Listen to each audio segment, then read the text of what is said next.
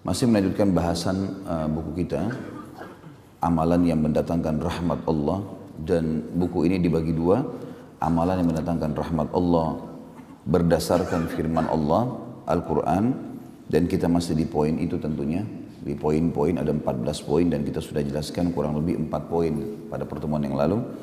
Dan nanti akan ada sebab-sebab rahmat berdasarkan hadis Nabi Sallallahu Alaihi Wasallam, dan ini kurang lebih 16 poin. Kita akan masuk teman-teman sekalian ke poin yang kelima tentunya, hal-hal yang mendatangkan rahmat Allah. Dan rahmat sudah kita terjemahkan di dalam bahasa Indonesia adalah karunia. Dan karunia hanya akan didapatkan atau diistilahkan, digunakan istilah ini bagi orang yang mendapatkan sesuatu yang di luar jangkauan manusia atau tidak umum. Seperti misalnya, kalau saya lagi haus dan lapar, kemudian saya diberikan oleh seseorang makanan ataupun minuman, tidak bisa dikatakan saya dikaruniakan makan dan minum oleh orang ini. Kalau oleh Allah ya, tapi dikatakan diberikan makan dan minum oleh orang, dikaruniakan ini tidak cocok bahasanya, harus dikatakan diberikan. Dan kata-kata beri lebih di bawah daripada karunia. Kalau karunia biasa digunakan untuk sesuatu yang di luar kapasitas manusia dan tidak umum didapatkan. Seperti misalnya dikaruniai anak misalnya, atau harta yang melimpah ya. Sesuatu yang di luar jangkauan manusia secara umum. Dan ini yang sedang kita bahas, amalan yang mendatangkan rahmat Allah. Dan sudah kita bahas poin pertama, masalah beriman kepada Sang Pencipta Allah tentang keberadaannya, wujudnya, kemudian kita patuh kepada syariatnya, dan juga kufur kepada tagut, kufur kepada semua yang disembah selain Allah, apapun sifatnya. Karena kata kuncinya la ilaha illallah. Kemudian setelah beriman kepada Allah, yang kedua sudah kita bahas juga masalah mentaati Allah dan Rasulnya. Dengan dalil-dalilnya banyak sekali ayat Al-Quran yang menyebutkan kalimat la'allakum turhamun, la'allahum yurhamun ya. Ini semua atau la'allakum turhamun umumnya ayat, ini semua menyebutkan bagi orang-orang yang taat kepada Allah dan Rasulnya.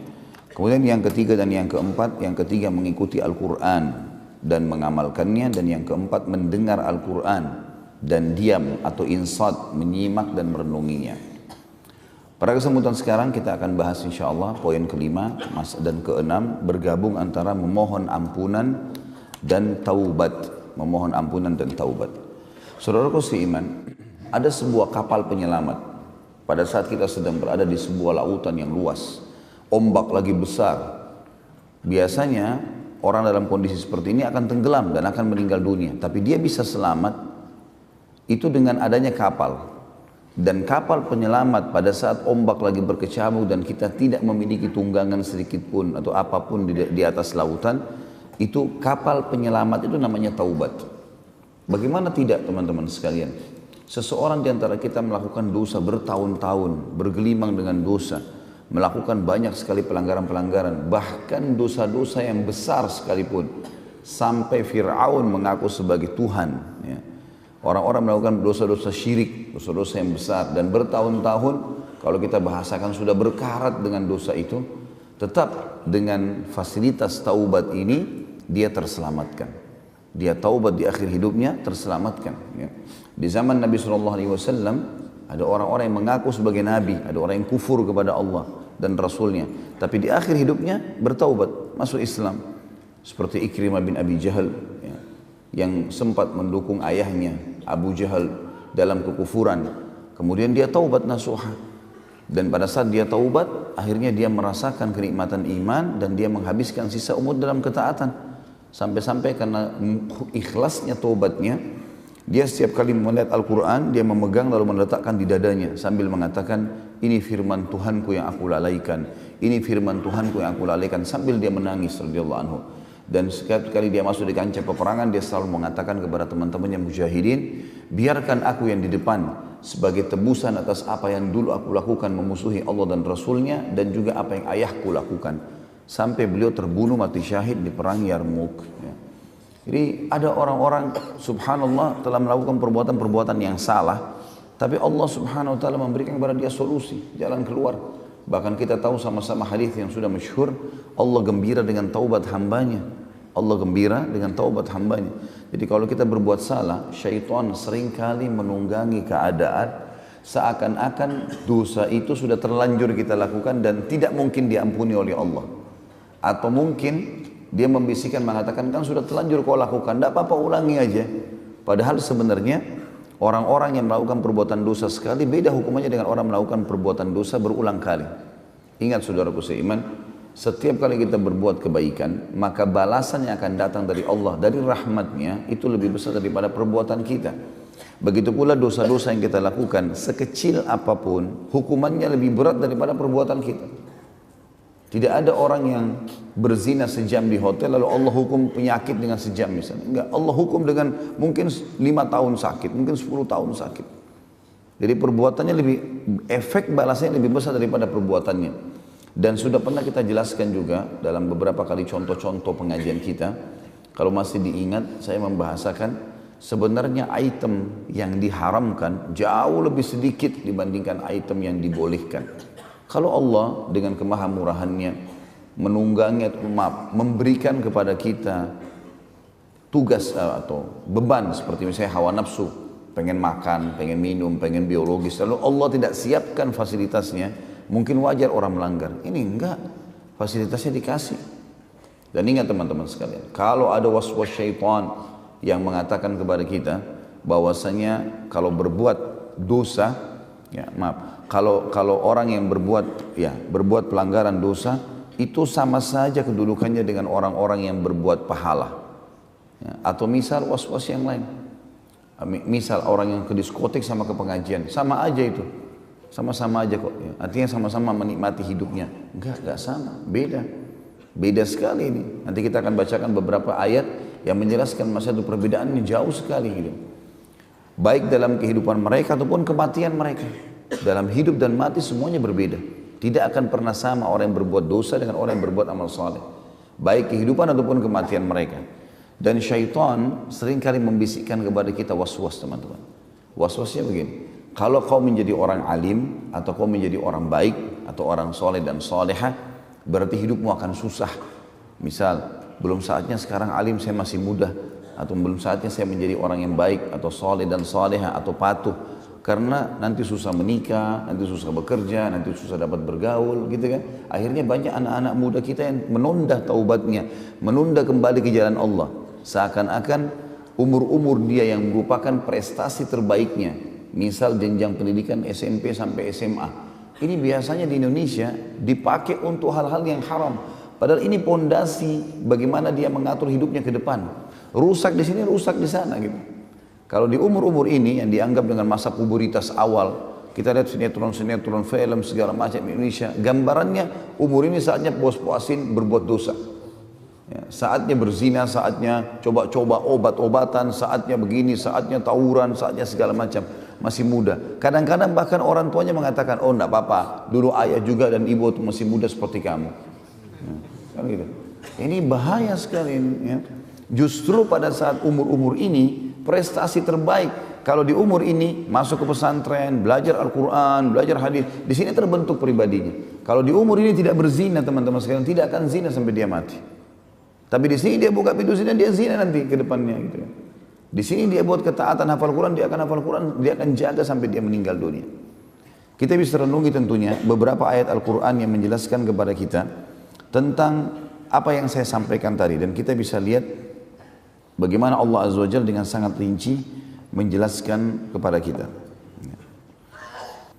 Yang pertama itu disebutkan dalam surah Shad, surah nomor 38 ayat 28. Surah Shad, surah nomor 38 ayat 28. Silakan dibuka Qur'annya biar tahu kita tadabburi.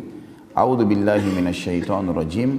Am naj'alul ladzina amanu wa amilus solihati kal mufsidina fil ardi am naj'alul muttaqina kal fujjar. Mana bisa kami samakan antara orang-orang yang beriman dan beramal soleh dengan orang-orang yang membuat kerusakan di muka bumi? Atau mana bisa kami menjadikan orang-orang yang patuh, muttaqin dengan orang-orang yang durhaka, fujjar? Enggak bakal sama. Orang yang baik, orang yang soleh dan soleh disukai sama Allah. Allah janjikan pahala yang besar dari perbuatannya dan juga Allah buat manusia suka. Pernah saya kasih contoh orang yang bakti sama orang tuanya, orang yang jujur, orang yang amanah, orang yang dermawan. Semua ini pasti Allah suka, Allah janjikan pahala besar.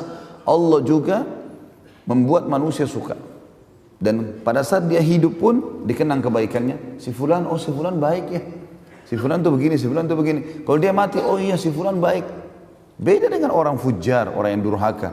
Allah benci perbuatannya. Allah ancam dengan ancaman yang berat. Ya, seperti riba, zina, segala macam, dusta, ya, durhaka sama orang tua, Allah benci, Allah ancam dengan ancaman berat, Allah buat manusia benci. Orang tidak ada yang suka, hidupnya dibenci, orang, oh itu si fulan suka gunjing tuh, oh si fulan tuh suka mukul, si fulan tuh suka begini, dikenang buruk pada saat dia hidup. Kalau dia mati lagi lebih parah, banyak orang yang mengenang keburukan. Kita dengarkan surah lain, surah Ghafir, ayat lain maksud saya, surah nomor 40 ayat 58. Surah nomor 40 ayat 58. A'udzu billahi minasyaitonir rajim. Wa ma yastawil a'ma wal basir wal ladzina amanu wa 'amilus solihati walal musii qalilan ma tatadzakkarun. Tidak akan pernah sama antara orang buta dan orang melihat. Mustahil. Orang yang melihat lebih leluasa beraktivitas. Dia tahu ada bahaya depannya, ada lubang, ada orang yang mau berbuat jahat, dia tahu. Ya. Kalau orang tidak melihat, orang buta susah. Kata Allah tidak akan pernah sama orang yang buta dengan orang yang melihat. Begitu pula seperti itu perumpamannya tidak akan sama antara orang beriman dan beramal soleh dengan orang yang melakukan pelanggaran. Tapi sayang sangat sedikit kalian berpikir dalam masalah itu. Seakan-akan orang kalau jadi orang baik tadi saya bilang, orang jadi patuh sama Allah, dikucilkan, susah menikah. Ini semua kedustaan, waswas syaitan. Enggak benar, teman-teman sekalian. Dalam ayat yang lain surah Al-Jathiyah, surah nomor 45 ayat 21 juga Allah berfirman. Surah Al-Jathiyah, surah nomor 45 ayat 21. A'udzu billahi minasyaitonir rajim. Am hasibal ladzina ijtara'us sayyiati an naj'alahum kal ladzina amanu wa 'amilus shalihat. An naj'alahum kal ladzina amanu wa 'amilus shalihati sawa'an mahyahum wa mamatuhum sa'a ma yahkumun. Allah SWT mengatakan, apakah orang-orang yang berbuat dosa itu, pelanggaran-pelanggaran, mengira kami akan menyamakan mereka sama dengan orang-orang beriman dan beramal saleh, baik kehidupan ataupun kematian mereka? Sungguh buruk apa yang mereka hakimi itu. Enggak mungkin itu, mustahil. Di kehidupan mereka, orang-orang yang beriman pasti bahagia, pasti tentram. Was-was syaitan yang mengatakan kita kalau jadi orang baik itu kemudian jadi tidak enak, bohong semuanya. Terbukti kehidupan orang-orang saleh sebelum kita, dari nabi-nabi, ya, puncaknya nabi-nabi, bahagia mereka. Punya pasangan hidup, punya keturunan, punya kedudukan, namanya dikenang. Dan orang-orang yang mengikuti para nabi-nabi, kalau kita misalnya lingkup Nabi Muhammad alaihi salatu wassalam dan para sahabatnya Abu Bakar, Umar, Uthman, Ali dan sahabat-sahabat yang lain. Bayangkan Khulafaur Rasyidin tadinya orang-orang yang tinggal di padang pasir Mekah, nggak ada yang kenang, nggak ada yang tahu nama ini. Orang dulu kan tahunya Persia dan Romawi. Tapi karena kesolehan mereka, Allah jadikan mereka raja-raja dunia, disegani oleh dunia, kemenangan, kebahagiaan. Coba lihat fakta historinya. Itu karena kesolehan mereka. Dan kita lihat sebaliknya, teman-teman sekalian, orang-orang yang durhaka pada Allah seperti Fir'aun yang sampai sekarang buminya masih bisa kelihatan, ya, kemudian Namrud, ya, kemudian kita bisa lihat juga orang-orang yang umumnya yang melakukan pelanggaran seperti kaum Thamud, kaumnya Nabi Saleh, kaum Ad, kaumnya Nabi Hud, ya. Kemudian di sekarang di mana? Di Italia ada kota ditemukan, kota Pompei dikatakan. Kota yang tua dan kota itu dekat gunung. Ditemukan ada banyak patung-patung berjatuhan. Mereka pikir patung awalnya, setelah mereka teliti ternyata itu manusia. Tapi bentuknya seperti patung kayak dikutub. Mereka pun tidak tahu ceritanya. Saya pernah lihat cuplikannya, cuma dikatakan kota ini kemungkinan pernah melanggar Tuhan. Mereka bahasakan begitu karena dokumentasinya itu adalah orang-orang non-muslim yang membuatnya. Ini cuma melanggar Tuhan saja, kemudian dihukum seperti ini. Entah apa kisah mereka. Tapi kita lihat orang-orang yang durhaka dihukum seperti itu, dan orang-orang yang saleh, sebagaimana Allah menyebutkan orang-orang yang saleh itu seperti para nabi-nabi dalam surah Al-Anbiya, surah Al-An'am. Sebabnya para nabi-nabi diberikan kelebihan-kelebihan, kepemimpinan, ya, kedudukan, keturunan, harta, ya. Itu semua karena mereka buat kesolehan. Dan Allah setelah menyebutkan nabi-nabi dalam surah Al-An'am, surah nomor 6 ayat 85, Allah tutup ayatnya mengatakan, A'udzu billahi minasyaitonir rajim, kullum minas salihin. Semua itu kami berikan kepada mereka karena mereka orang-orang yang saleh, orang-orang yang patuh. Ya. Juga Allah Subhanahu wa taala menyebutkan dalam surah Al-Ankabut, surah nomor 29 ayat 4. Surah nomor 29 ayat 4. A'udzu billahi minasyaitonir rajim. Ayat ini sangat tegas menekankan orang-orang yang mengkhayal kalau dia buat dosa tidak dihukum. Ya. Itu mengkhayal namanya. Tidak bakal lepas luput dari azabnya Allah. Al-Ankabut ayat 4. Surah nomor 29. A'udzu billahi minasyaitonir rajim. Am hasibal ladzina ya'maluna as-sayyi'ati an yasbiquna sa'a ma yahkumun. Ya. Apakah orang-orang yang berbuat dosa itu mengira mereka luput dari azab kami? Ya. Sungguh buruk apa yang mereka hakimi itu. Perhatikan di sini ayat Allah jelas, gitu kan. Jadi jangan masuk ke zona itu, teman-teman. Tidak usah masuk ke zona pelanggaran. Ini wilayah pelanggaran agama, tidak usah dimasukin, tidak usah dicoba-coba, nggak ada istilah coba dosa itu. Ya. Coba aja ini, coba aja khamar supaya kamu tahu rasanya, nggak usah coba. Tidak ada ruginya kita kalau nggak coba. Kalau kita nggak coba dosa nggak ada ruginya, nggak coba khamar, nggak coba zina, nggak ada ruginya. Bukan tangan kita putus, mata kita buta, nggak, sama sekali nggak. Jangan dicoba-coba karena bahaya buat kita. Kalau kita masuk ke sana teman-teman sekalian, ada hukumannya. Dan efek hukumannya lebih berat daripada perbuatannya. Sementara orang berbuat amal saleh, efek balasnya juga lebih besar. Lebih besar. Ya. Banyak sekali Allah salihati ulaika lahum maghfiratun wa rizqun karim. Allah pasti akan memberikan balasan orang-orang yang beriman dan beramal saleh. Mereka akan mendapatkan pengampunan dosa dan rezeki yang melimpah. Surah Fatir, surah nomor 35 ayat 7. Surah nomor 35 ayat 7 juga Allah berfirman, A'udzu billahi minasyaitonir rajim walladzina amanu wa 'amilus solihati lahum maghfiratun wa ajrun kabir. Orang-orang yang beriman dan beramal saleh mereka pasti akan dibersihkan dosa-dosanya dan diberikan pahala yang besar. Surah Muhammad, surah nomor 47 ayat 2. A'udzu billahi minasyaitonir rajim. والذين آمنوا وعملوا الصالحات وآمنوا بما نزل على محمد وهو الحق من ربهم كفر عنه سيئاتهم وأصلح بالهم.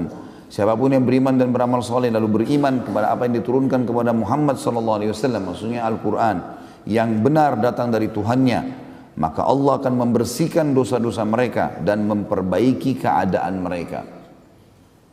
Surah Fatih, surah nomor 48 ayat 29. Surah nomor 48 ayat 29. A'udzu billahi minasyaitonir rajim. Wa'adallahu alladhina amanu wa 'amilus solihati minhum maghfiratun wa ajrun 'azim. Allah menjanjikan dengan janji yang benar orang-orang yang beriman dan beramal saleh pasti mereka akan dibersihkan dosa-dosanya dan diberikan pahala yang besar atau yang agung, ya. Di poin ketiga terakhir dari ini adalah surah At-Taghabun, surah nomor 64 ayat 9. Surah nomor 64 ayat 9. A'udzu billahi minasyaitonir rajim. Wa may yu'min billahi wa ya'mal salihan yukaffir anhu sayyi'atihi wa yudkhilhu jannatin tajri min tahtiha al-anharu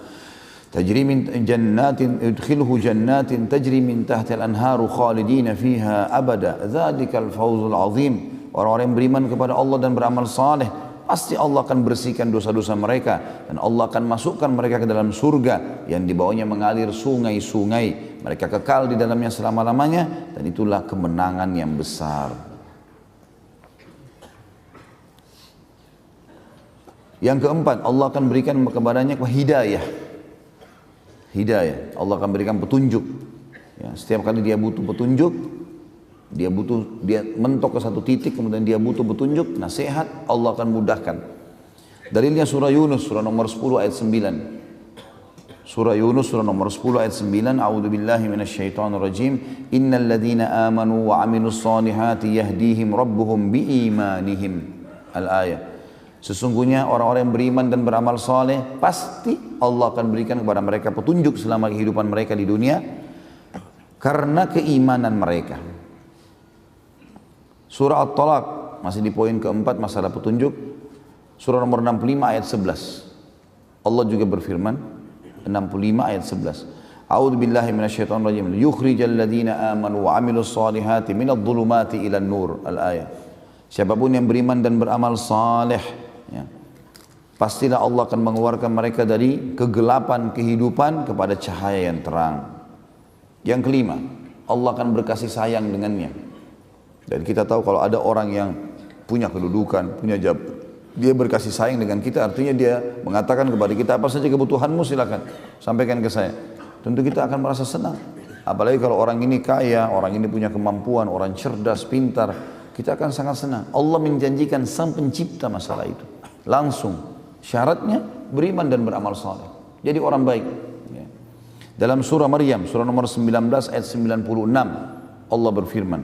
Surah nomor 19 ayat 96, A'udzu billahi minasyaitonir rajim, innal ladzina amanu wa 'amilus solihati sayaj'al lahumur rahmanu wudda. Kalimat wuddanya jadi saksi bahasan. Sesungguhnya orang yang beriman dan beramal saleh pasti zat yang maha penyayang Allah akan berkasih sayang padanya. Wudda, ya, mengasihi dia. Yang keenam, Allah akan tinggikan derajatnya nanti. Di surga maksudnya, ya, akan mendapatkan derajat yang tinggi. Di dunia juga sebagian ulama mengatakan masuk dalam ayat ini, tapi ayat ini lebih fokus ke masalah di akhirat. Dalam surah Thaha, surah nomor 20 ayat 75. A'udzu billahi minasyaitonir rajim. Thaha 20 ayat 75. Wa may ya'tihi mu'minan qad 'amilas salihati fa ulaika lahumud darajatul 'ula. Siapapun yang bertemu dengan Allah pada hari kiamat sementara dia beriman dan beramal saleh, maka pasti mereka akan mendapatkan derajat yang tinggi. Yang ketujuh, dijamin keamanan untuk mereka. Keamanan jiwa, keamanan lingkungan, keamanan ekonomi, ditanggung semuanya.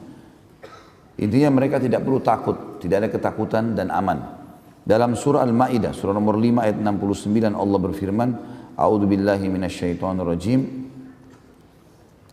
Man amana billahi wal yawmil akhir wa 'amila shalihan fala khaufun 'alaihim wa lahum yahzanun.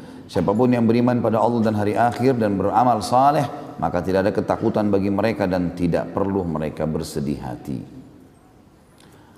Juga dalam ayat yang lain, Allah berfirman dalam surah Thaha, surah nomor 20 ayat 112. Thaha 112. A'udzu billahi minasyaitonir rajim. Wa may ya'mal minas solihati wa huwa mu'minun fala yakhafu zulman wala hadma. Siapapun yang beriman, siapapun yang beramal saleh dan dia beriman, maka dia tidak perlu takut kezaliman dan tidak perlu takut kerugian. Diberikan keamanan semua. Yang kedelapan, Allah janjikan rezeki yang melimpah. Jadi perhatikan bertubi-tubi.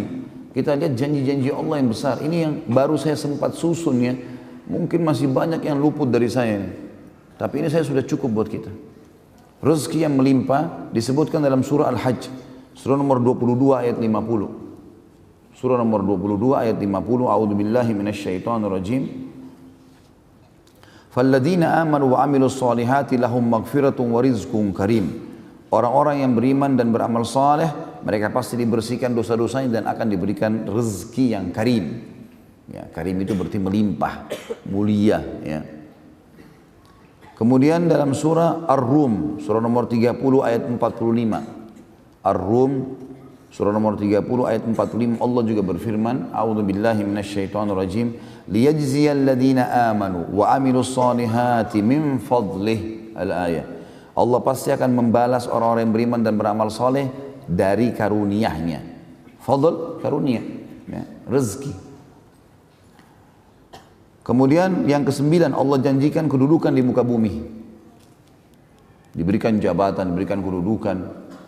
Dalam surah An-Nur, surah nomor 24 ayat 55. Pokoknya istiqomah saja. Nikmati halal, kerjakan perintah, tinggalkan larangan. Istiqomah saja. Makin kita pertahankan, makin lama makin kental rahmatnya Allah datang.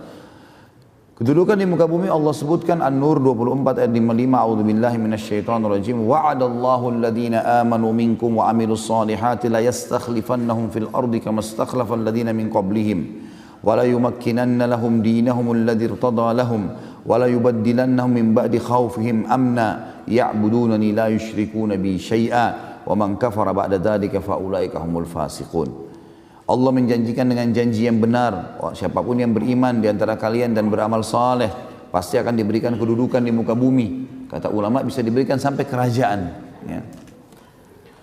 maka Allah akan memberikan kepada mereka kedudukan di muka bumi sebagaimana telah diberikan oleh kepada orang-orang soleh sebelum mereka, dan pasti Allah akan menetapkan atau memenangkan agama yang telah Allah ridhoi yang mereka pertahankan, dan Allah akan ganti ketakutan mereka menjadi keamanan. Syaratnya mereka menyembah dan patuh hanya kepada Aku dan tidak menyekutukan Aku dengan sesuatu apapun.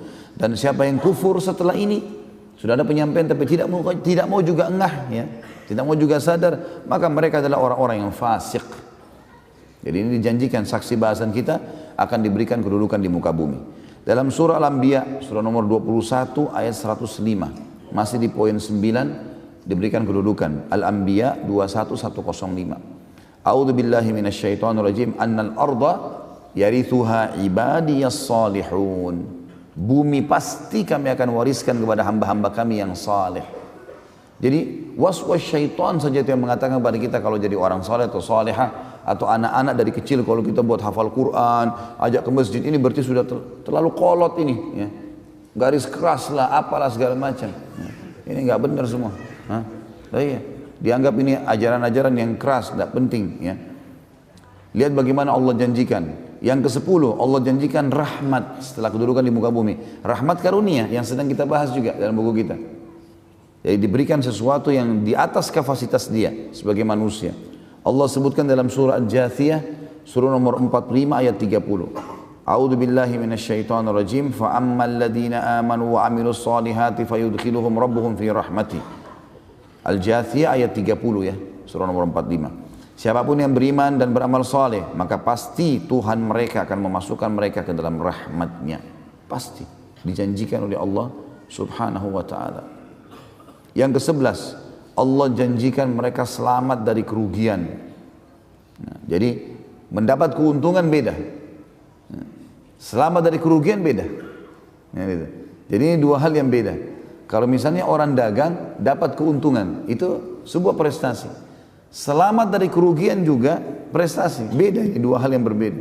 Makanya tadi kita bedain. Selamat dari kerugian ini Allah janjikan surah yang sudah kita hafal semua.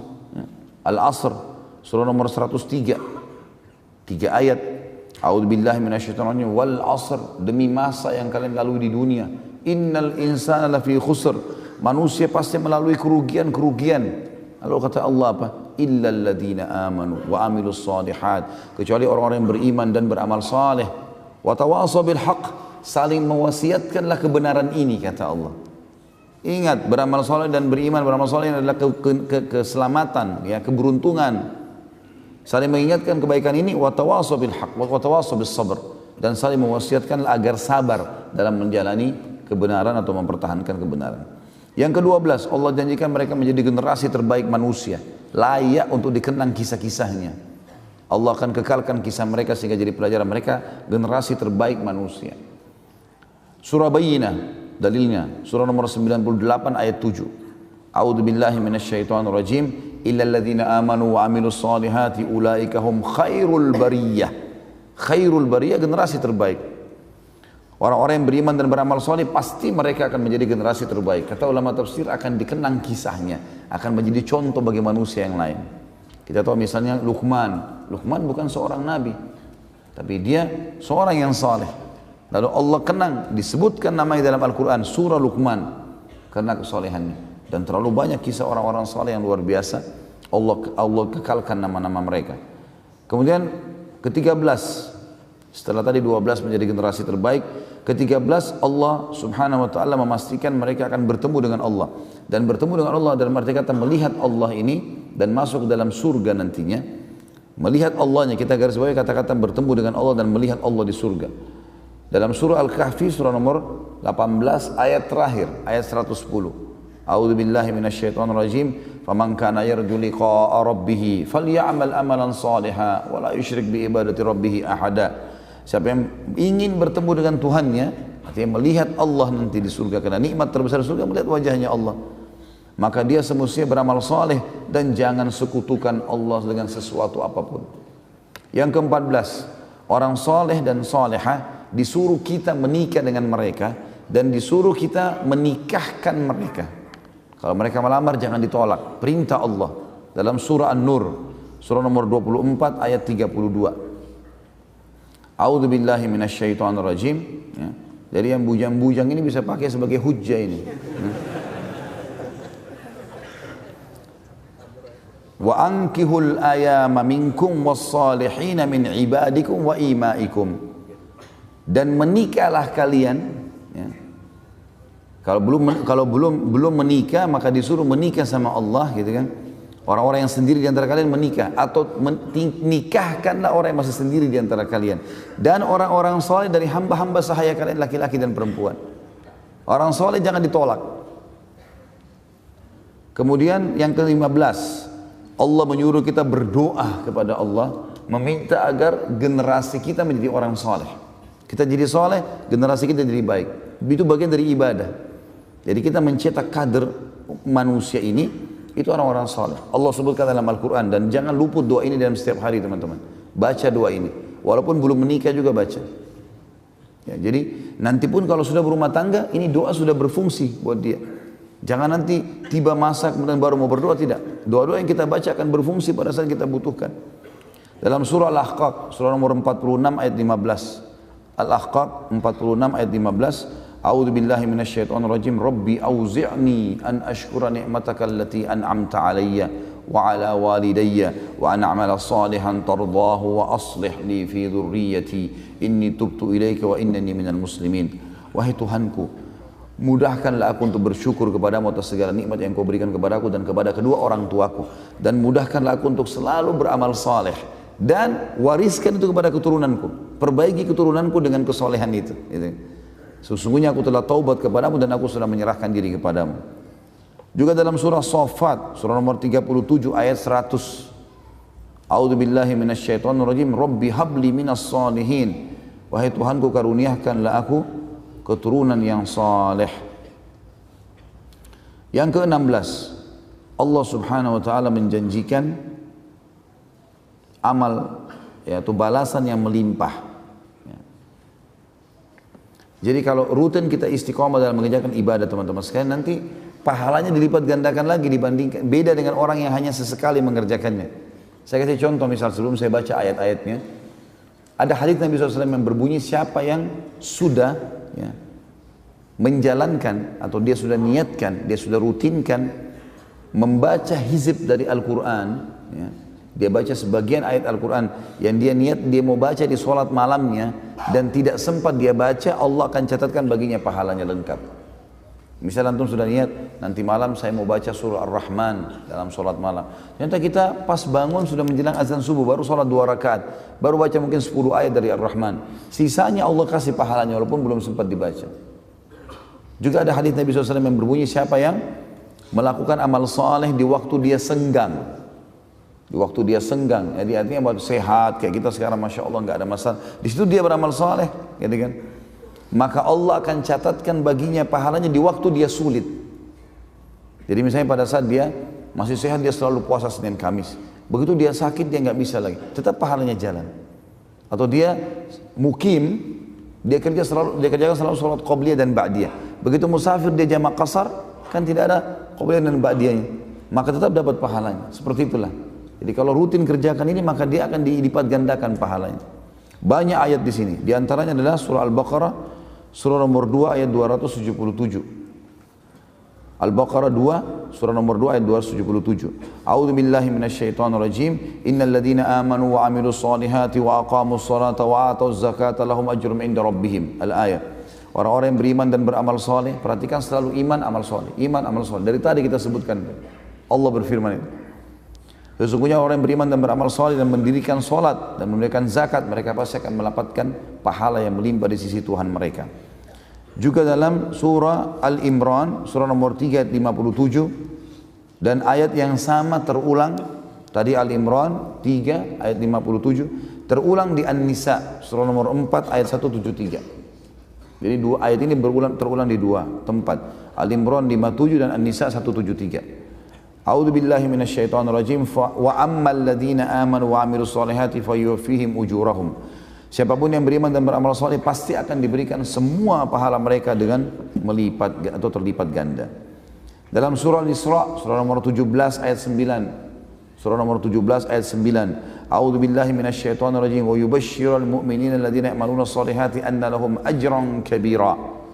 Siapapun yang beriman dan beramal saleh, maka pasti akan diberikan pahala yang besar, ya. Kemudian dalam surah Al-Kahfi, surah nomor 18 ayat 2, Allah juga berfirman, A'udzu billahi minasyaitonir rajim. Wa yubashshirul mu'minina alladziina ya'maluna shalihati anna lahum ajran hasana. Kalau tadi ajran kabira, ya. Allah menyampaikan berita gembira kepada orang yang beriman dan beramal saleh, mereka pasti akan mendapatkan ajran hasana. Hasan artinya pahala yang menggembirakan dia. Juga kemudian dalam surah ini diulangi di 3 surah, ya. Sama ayatnya, surah Fussilat, surah nomor 41 ayat 8. Ayat ini sama di 3 surah. Fussilat 41 ayat 8, surah 41. Al-Insyiqaq 84 ayat 25. Dan At-Tin. At-Tin surah nomor 95 ayat 6. Saya ulangi lagi, di Fussilat surah nomor 41 ayat 8, Al-Insyiqaq surah nomor 84 ayat 25, dan At-Tin surah nomor 95 ayat 6. A'udzu billahi minasyaitonir rajim. Innal ladzina amanu wa 'amilus solihati lahum ajrun ghairu mamnun. Sesungguhnya orang beriman dan beramal saleh, mereka akan mendapatkan pahala yang tidak akan pernah membuatnya sedih, atau maksudnya diberikan pahala yang melimpah. Yang terakhir 17 adalah masuk ke dalam surga. Allah SWT berfirman dalam surah Ghafir, ini mudah dihafal, surah nomor 40 ayat 40. A'udzu billahi minasyaitonir rajim. Wa man 'amila shalihan min dzakarin aw untha wa huwa mu'minun fa ulaika yadkhulunal jannata yurzaquna fiha bighairi hisab. Siapapun yang beramal saleh dari laki-laki dan perempuan sementara dia beriman, maka mereka pasti akan masuk ke dalam surga, di dalamnya diberikan rezeki tanpa batas. Kemudian dalam surah At-Talaq, surah nomor 65 ayat 11, orang yang beriman dan beramal saleh akan masuk surga. At-Talaq 65 ayat 11. A'udzu billahi minasyaitonir rajim. Wa may yu'min billahi wa ya'mal salihan yudkhilhu jannatin tajri min tahtiha al-anhar. Yudkhilhu jannatin tajri min tahtiha al-anharu khalidina fiha abada qad ahsanallahu lahu rizqa. Siapapun yang beriman kepada Allah dan berbuat amal saleh, pasti Allah akan masukkan mereka ke dalam surga-surga yang di bawahnya mengalir sungai, dan mereka akan kekal selama-lamanya di sana. Maka Allah telah memberikan yang terbaik dari rezekinya. Kemudian juga dalam surah Al-Baqarah, surah nomor 2 ayat 25, Allah terus mengingatkan, ini cuma saya susun kurang lebih 5 atau 6 ayat. Sebenarnya ada lebih daripada itu. Kalau kita di Mu'jam Al-Fat Quran, saya susun dari situ. Banyak sekali, mungkin puluhan ayat berhubungan dengan janji masuk surga ini. Al-Baqarah surah nomor 2 ayat 25. A'udzubillahi minasyaitonir rajim. Wa basyiril ladzina amanu wa 'amilus solihati anna lahum jannatin tajri min tahtiha al-anhar. Kullama ruziqu minha min thamaratin rizqan qalu hadha alladhi ruziqna min qabl wa utu bihi mutasyabiha wa lahum fiha azwajun mutahhara wa hum fiha khalidun. Sampaikan berita gembira kepada orang beriman dan beramal saleh bahwasanya mereka akan mendapatkan surga-surga yang mengalir di bawahnya sungai-sungai. Setiap kali mereka diberikan buah-buahan sebagai rezeki, mereka mengatakan ini yang kami sukai yang dulu kami diberi. Maksudnya kemarin dikasih, hari ini juga dikasih, tapi rasanya berbeda. Kemudian dikatakan dan mereka diberikan yang beragam macam. Sebagaimana ada hadis Bukhari menjelaskan masalah ini. Orang yang paling rendah di surga memiliki 10.000 pelayan. Orang yang paling rendah derajatnya 10.000 pelayan. Dan setiap pelayan membawa 2 nampan. Nampan dari emas di kanannya dan nampan dari perak di kirinya. Terisi dengan makanan 10.000 itu. Dan ahli surga tidak ada lagi lapar dan kenyang. Maka dia akan menikmati makanan itu, kata Nabi SAW, dia akan nikmati makanan itu dari piring pertama sampai piring yang terakhir. Kalau 10.000 orang yang membawa masing-masing 2 berarti 20.000 nampan. Dan itu luar biasa. Mereka dikasih, dikatakan wa utubihi mutasyabiha, diberikan kepada mereka yang beragam-ragam macam ini. Dan mereka diberikan juga pasangan-pasangan yang suci, ya. Serta mereka akan kekal di dalamnya. Kemudian Al-Baqarah surah nomor 2 juga ayat 82. A'udzu billahi minasyaitonir rajim. Walladzina amanu wa 'amilus solihati ulaika ashabul jannati hum fiha khalidun. Siapa yang beriman dan beramal saleh pasti mereka akan menjadi penghuni surga dan mereka kekal di dalamnya. Yang terakhir An-Nisa. Ini di 2 ayat disebutkan dalam surah An-Nisa ayat 57 dan ayat 122. An-Nisa 57 dan 122. A'udzu billahi minasyaitonir rajim walladzina amanu wa amilus solihati sanudkhiluhum jannat. Dan orang-orang yang beriman, al-ayat tentunya, dan lanjutan ayatnya. Barang siapa yang beriman dan beramal saleh pasti mereka akan kami masukkan ke dalam surga-surga. Ya. Jadi lihat teman-teman sekalian bagaimana manfaatnya orang menjadi orang yang saleh. Terutama teman-teman yang masih generasi muda ini. Ya. Yang masih muda itu habiskan umur kita di ketaatan. Dan ingat hadis Nabi SAW, Inna Allah yu'jibu min syabin laisa lahu sabwah. Allah kagum dengan anak muda yang tidak mengikuti hawa nafsunya. Jadi semua itu waswas syaitan. Masa muda habisi, mumpung, apa segala macam. Biar tahu rasanya. Nggak usah tahu rasanya dosa. Nggak perlu. Lebih baik kita tahu rasanya ibadah. Kan gitu. Dan jangan pernah wariskan keburukan kepada keturunan kita. Nggak boleh. Ya, saya sudah pernah jelaskan kalau dulu hamil di luar nikah. Jangan sekarang lah hamil di luar nikah juga anaknya. Karena ada begitu ibu-ibu pakai jilbab, anaknya nggak pakai jilbab. Kenapa? Oh karena masih muda. Ya. Seakan-akan salah kalau pakai jilbab di masa muda. Enggak. Ya. Kalau pun masih kecil sudah pakai jilbab, gitu. Seperti itu. Anak-anak tidak diajak ke masjid laki-laki, kenapa nggak diajak ke masjid ke pengajian? Oh itu kan pengajian untuk orang yang sudah berumur. Salah. Justru mereka harus tahu apa yang kita tahu sekarang di masa kecilnya mereka. Bagus sekali. Ini saya acungkan jempol teman-teman yang bawa anak-anaknya. Asal anak-anaknya diberikan gambaran tentang masalah di pengajian Jakarta juga begitu saya sampaikan. Jangan lupa bawa anak-anak. Biasakan hiburan mereka di situ. Nanti kalau diberikan pengertian dan mereka dengar ilmu itu luar biasa. Sampai ada beberapa ikhwah yang bawa anaknya, itu saya pengajian, anak itu sambil nulis SD, dinulis sama dia apa yang, bahkan dia kadang-kadang dia liatin ayahnya tulisannya. Nah, ini luar biasa. Ada seorang ikhwah membawa anaknya kepada saya di salah satu pengajian Jakarta, bahwa Ustaz ini anak saya. Saya kira cuma mau salaman saja. Terus dia bilang, Ustaz ini anak saya dari 1 tahun yang lalu saya biasakan dengar ceramahnya Ustaz. Dan sekarang setiap mau tidur selalu awalnya saya paksakan dengar. Sekarang dia nggak mau tidur kecuali dengar ceramahnya Ustaz. Dan dia sudah dengar kurang lebih 300 judul ceramah. Di SD, kelas 2, kelas 3 SD. Dia sudah bisa nampung 300 ceramah yang dia dengar. Bagaimana kalau dia dengar seterusnya? Itu generasi yang harus kita kader. Jadi, seperti itu. Jangan keburukan-keburukan teman-teman. Dan kita juga jadikan anak kita sebagai amal jariah.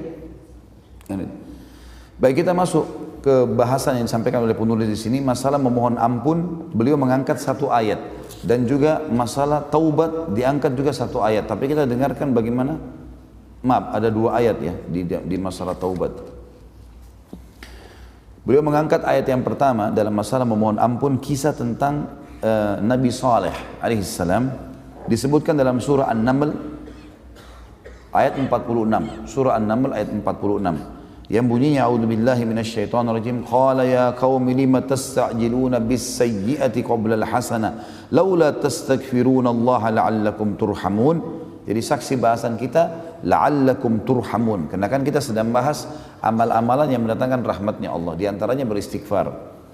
Terjemahannya, dan dia berkata, maksudnya Saleh kepada kaumnya, hai kaumku, mengapa kalian minta disegerakan keburukan sebelum kalian minta kebaikan? Hendaklah kalian segera memohon ampun kepada Tuhan kalian Allah agar kalian mendapatkan rahmat. Asy-Syaukani mengatakan dalam tafsirnya, yang dimaksud dalam perkataan firman Allah di sini, qala ya qaumi lima tastajiluna bis-sayyi'ati qabla al-hasanah. Hai kaumku, mengapa kamu minta disegerakan keburukan sebelum kamu minta kebaikan? Yakni Nabi Saleh alaihissalam mengatakan kepada segolongan orang kafir dari mereka yang mengingkari dakwanya, mengapa kalian minta disegerakan keburukan sebelum kalian minta kebaikan? Ada orang begitu, subhanallah. Sudahlah, tidak usah nasihatin kami, tidak usah ingatkan, sudah tidak apa-apa, datangkan azabnya Allah. Na'udzubillah. Kenapa enggak kebaikan dulu? Kenapa enggak dicoba? Ibadah boleh kita lakukan. Lakukan, tidak masalah. Kita mau tahu silakan, tapi memang tidak ada kata-kata coba ya. Jadi baik dalam maksiat ataupun dalam ibadah, enggak, kita lakukan serius. Ibadah kita kerjakan serius. Mujahid berkata rahimahullah, seorang tabi'in yang masyhur, yang dimaksud dalam ayat yakni minta disegerakan azab sebelum kalian meminta rahmat. Jadi sebelum minta dimatikan, sebelum minta dihukum ya, kita minta rahmatnya Allah. Kenapa harus minta keburukan? Artinya mengapa kalian menunda iman yang akan mendatangkan pahala kepada kalian, dan kalian menyegerakan kekafiran yang mendatangkan azab kepada kalian? Mereka juga mengatakan, ya, datangkan azab kepada kami wahai Saleh. Maka Saleh mengatakan, laula tastaghfirunallah. Maksudnya kalian memohon ampun kepada Allah sebelum minta azabnya. Kenapa harus melakukan itu? La'allakum turhamun, agar kalian mendapatkan rahmat. Allah cuma suruh kita itu saja kok. Kemudian Syekh Sa'di mengatakan, salah satu ulama tafsir, mengatakan pada saat menjelaskan tafsir, qala ya qaumi lima tastajiluna bis sayyi'ati qabla al hasanah. Hai kaumku, kata Saleh, kenapa kalian berburu-buru meminta keburukan, ya, atau melakukan dosa sebelum melakukan kebaikan atau sebelum meminta kebaikan. Maksudnya, mengapa kalian bersegera melakukan keburukan dan sangat menginginkannya sebelum melakukan kebaikan yang akan membaguskan ihwal kalian dan memperbaiki urusan kalian, baik urusan dunia maupun akhirat. Padahal tidak ada alasan bagi kalian untuk pergi guna melakukan keburukan. Laula tastaghfirunallah, hendaklah kalian segera memohon ampun kalau sempat berbuat dosa dengan bertobat dari kesyirikan dan kemaksiatan, serta berdoalah kepada Allah agar la'allakum turhamun, kalian mendapatkan rahmat Allah. Jadi ini ayat yang diangkat oleh penulis ini, satu buah ayat berhubungan dengan masalah istighfar, walaupun ayat tentang istighfar banyak sekali. Tapi beliau ingin menekankan poin ini karena ada kalimat la'allakum turhamun. Ternyata istighfar mendatangkan rahmatnya Allah subhanahu wa ta'ala. Kemudian masalah taubat, beliau mengangkat dari surah Al-An'am ayat 54. A'udzu billahi minasyaitonir rajim. Wa idza ja'aka alladhina yu'minuna biayatina faqul salamun 'alaikum kataba rabbukum 'ala nafsihi ar-rahmah annahu man 'amila minkum su'an bijahalatin thumma taba min ba'dihi wa aslaha fa annahu ghafurur rahim. Apabila orang-orang yang beriman kepada ayat-ayat kami datang kepadamu, hai Muhammad, katakanlah salamun alaikum, keselamatan buat kalian, selamat datang. Rabb kalian telah menetapkan atas dirinya kasih sayang. Jadi siapapun yang datang, termasuk para da'i-da'i, para duat, para ulama, didatangi majlisnya, walaupun orang itu buruk sekali dulunya, sambut mereka. Mau datang ke masjid, ahlan wa sahlan, silahkan, selamat datang di majlis ilmu, selamat datang di zona ibadah, selamat datang di kumpulan orang-orang soleh. Itu yang kita katakan, disuruh ucapkan. Dan ketahuilah Rabb kalian telah menyampaikan dan berseru tentang atas dirinya kasih sayang, yaitu bahwa barang siapa yang berbuat kejahatan di antara kalian lantaran kejahilan, artinya dia belum tahu atau dia lalai sebelumnya, kemudian dia taubat setelah mengerjakannya dan setelah itu memperbaiki, mengadakan perbaikan, maksudnya sibuk dengan amal soleh, maka sungguhnya Allah Maha Pengampun lagi Maha Penyayang. As-Sa'di mengatakan dalam tafsirnya mengenai Al-An'am 54 ini, apabila orang-orang yang beriman datang kepadamu, hai Muhammad, maka ucapkanlah salam kepadanya, sambutlah mereka, sampaikan kepada mereka ucapan salam darimu, berikanlah kabar gembira kepada mereka dengan apa yang dapat menggiatkan tekad dan kemauan mereka, berupa rahmat Allah yang luas, kemurahan dan kebaikannya, serta anjurkanlah mereka kepada semua sebab dan jalan yang mengantarkan ke sana. Demikian pula takut-takutilah dia atau mereka dari melakukan dosa, atau sampaikan hal-hal yang membuat mereka takut berbuat dosa, dan perintahkan mereka untuk bertaubat dari dosa-dosa agar mereka mendapatkan pengampunan dan karunia dari Rabb mereka. Sebagaimana Allah mengingatkan tadi, kataba rabbukum ala nafsir rahmah annahu man amila minkum su'an bijahalatin thumma taba min ba'di wa aslah. Al-ayat. Sebagaimana Rabbmu telah menetapkan atas dirinya kasih sayang, yaitu bahwasanya barang siapa yang berbuat kejahatan, maksiat, lalu kemudian karena kejahilan, kata ulama tafsir, jahil termasuk orang yang lalai. Dia tidak tahu hukum atau dia lalai. Dia tahu tapi dia melanggar. Dianggap jahil di sini. Ya, karena kalau dia tidak jahil, dia tidak akan melakukan. Ya. Kemudian ia bertaubat setelah mengerjakannya dan mengadakan perbaikan. Makna daripada ayat ini, kata beliau, di samping meninggalkan dosa dan menyesalinya, juga harus memperbaiki perbuatan, melaksanakan apa yang diwajibkan Allah, dan memperbaiki amal-amal yang rusak, baik amal-amal zahir maupun batin. Kemudian ayat yang mulia, kita tutup dengan ini, surah Az-Zumar ayat 53. Ini ayat yang paling luar biasa, berhubungan dengan masalah luasnya rahmat Allah. Ini teman-teman sekalian, luar biasa ayat ini. Ini solusi yang terdekat. Sampai seorang ulama, saya nonton cuplikannya, ditanya, ma hiya arjah ayah fi kitabillah, ayat apa kira-kira yang paling bisa kami harapkan? Maka orang ini, syekh ini membacakan ayat ini, surah Az-Zumar ayat 53. A'udzu billahi minasyaitonir rajim. Qul ya ibadiyalladzina asrafu ala anfusihim la taqnatu min rahmatillah innallaha yaghfirudz dzunuba jami'a innahu huwal ghafurur rahim. Katakanlah hai Muhammad kepada hamba-hambaku, hai hamba-hambaku yang melampaui batas terhadap diri mereka sendiri, jangan kamu putus asa dari rahmat Allah. Jangan pernah bilang Allah tidak akan maafkan, dosaku terlalu besar, enggak ada ceritanya. Sesungguhnya Allah mengampuni semua dosa-dosa. Sesungguhnya Dia yang Maha Pengampun lagi Maha Penyayang. Waktu dia jelaskan ini, pembawa acaranya sempat nanyakan begini, walaupun dia durhaka sama orang tua, kata beliau, walaupun durhaka sama orang tua, walaupun dia selama hidupnya riba, walaupun dia riba, walaupun dia berbuat syirik, walaupun dia buat syirik. Karena Allah mengatakan Allah ampuni semua dosanya, selama dia belum mati taubat, bersih. Ini ayat yang luar biasa nih. Makanya saya bilang dari awal teman-teman sekalian, taubat itu seperti kapal penyelamat itu. Jangan disia-siakan, kalau tidak kita tenggelam nanti. Dan ingat, setiap orang yang masih berpikir berbuat dosa teman-teman sekalian, ada solusinya yang halal.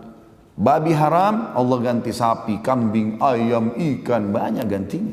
Allah haramkan khamar, gantinya susu, madu, sirup, banyak yang lain. Allah larang zina, Allah bolehkan nikah. Dan itu. Oleh karena itu yang bujang-bujang nikah segala. Saya selalu gitu godain orang bujang-bujang, tidak tahu tunggu apa ini. Hah? Allahu a'lam nunggu apa. Baik, sampai sini ada pertanyaan? Banyak. Ambil ilmunya, amalkan, mati masuk surga. Tidak usah terlalu banyak nanya. Masya Allah.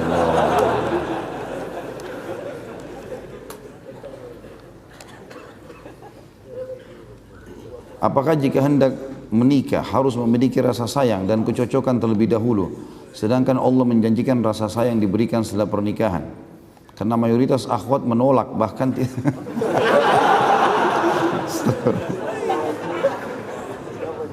mayoritas akhwat menolak, bahkan tidak ingin menikah jika tidak cocok gitu. Apa hubungannya ini dengan baiklah, anggap masuk. Tentu saja tidak perlu, tidak cinta dan kasih sayang itu muncul setelah menikah. Pacaran itu dalam Islam setelah menikah. Menikah dulu, nanti kemudian baru kita lampiaskan, gitu kan. Apa saja kata-kata, tatapan mata, ciuman, semuanya lampiaskan setelah nikah. Sebelum nikah nggak boleh haram, setelah nikah pahala, gitu kan. Kalau masalah akhwat ada yang menolak, nggak usah putus asa. Banyak akhwat yang lain, banyak sekali. Jangan putus asa, ditolak lamaran di sini, tolak lamar yang sana. Ini nolak lamar yang sana. Insya Allah nanti dapat itu. Asal memang yang sepadan, kan itu. Kebanyakan orang ditolak karena memang tidak sepadan. Harus mengerti juga. Saya mau nikah harus tinggi, putih, cantik. Ya tunggu di surga bidadari. Terlalu cerewet. Yang pendek datang nggak mau, yang tinggi nggak mau, yang gemuk nggak mau, yang kurus nggak mau. Mau yang mana? Rewel ini. Akhirnya nanti malaikat mau datang baru nyesal. Sudah nikah tutup mata. Bujang-bujang.